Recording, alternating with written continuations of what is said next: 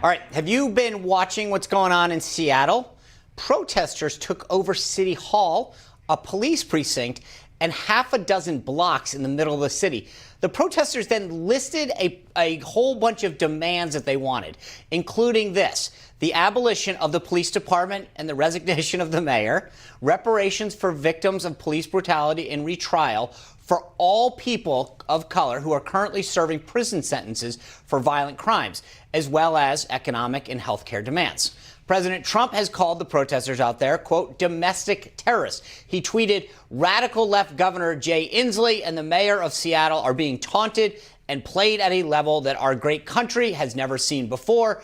Take back our city now. If you don't do it, I will. This is not a game. These ugly anarchists must be stopped immediately. Move fast. Well, should police and city officials let the rioters take over? And should the federal government get involved? Joining us is the former Attorney General of Florida, Pam Bondi, and Republican councilman from New York City, Joe Borelli. Guys, welcome back. Thank you. All right, so the president's sitting here watching a city get taken over, Joe. If this was happening in New York City, I don't think that we would be taking it lightly. But why would a local elected official allow it to get this far?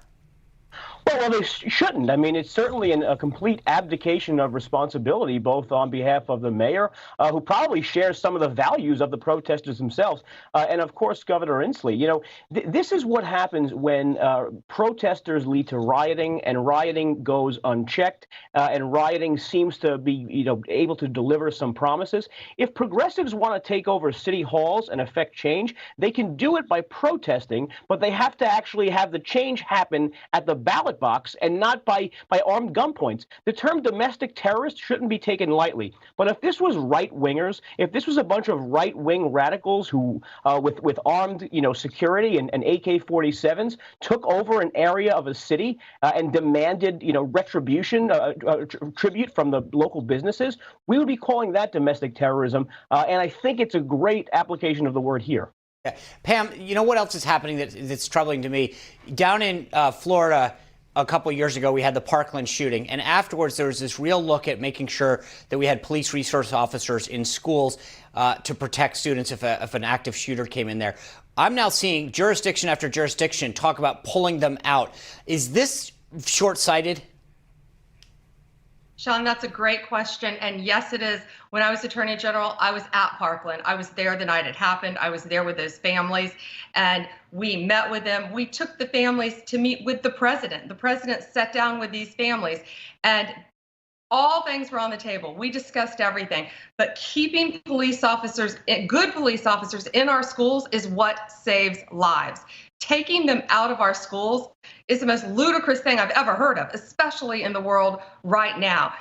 Take politics out of it. This is about the safety of our kids. We have to have school resource officers at our schools. Could you imagine what would happen at our schools? And just what you just showed, look at Seattle. City Hall, they have taken over City Hall. What would they do to our schools? I can't imagine one parent in the United States who wouldn't want our schools safe. Yeah, I agree with you. I can't believe we're at this point where we learned a lesson once, and now we're immediately ready to pull them out. It seems unbelievably foolish and short-sighted.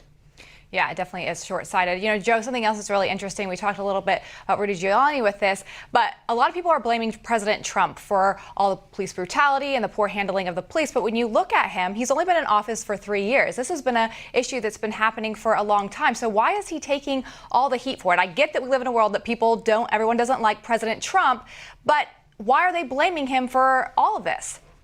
Well, you're right. It's orange man bad syndrome. All of the sort of federal regulations, if there are any, regarding policing were in place when President Obama was president. And you recall we had riots in Ferguson and they spread elsewhere throughout the United States of America. There just wasn't a long laundry list of blame being put on the desk of Barack Obama for that. The truth is, and we talk about state and local government, most of the rules that govern what police officers can do, how the criminal justice system interacts with defendants, are all matters of state law. This is just the media, really, in America trying to place blame on President Trump once again. Exactly. Pam, you were Attorney General. The thing that and prosecuted and oversaw a lot of the law enforcement in Florida. What's troubling to me is that all of these things got defaced, broken into, stolen, et cetera, et cetera. I don't see a ton of prosecutions happening, and I'm wondering what message that now sends.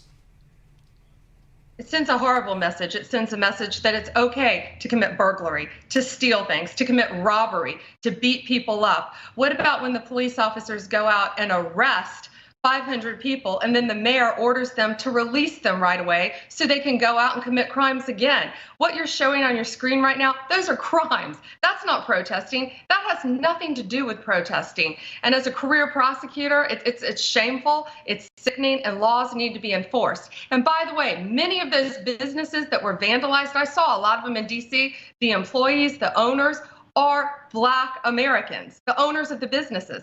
So it makes no sense with their message. But yeah, those laws have got to be enforced, Sean. They have to be, because if they're not, I mean, and you're right, that you can separate the people who are protesting from them, but you're sending a horrible message if you let all these people who did all of these despicable things get away with it. Thank you both for joining us. I appreciate it. Look forward to having you back soon. Thank you. Thank you. All right, well, up next, an Academy Award-winning movie, a top-rated reality TV show, and your kids' favorite cartoon characters. Yep, all banned. And why is your entertainment being targeted? Have we gone too far? That story's next.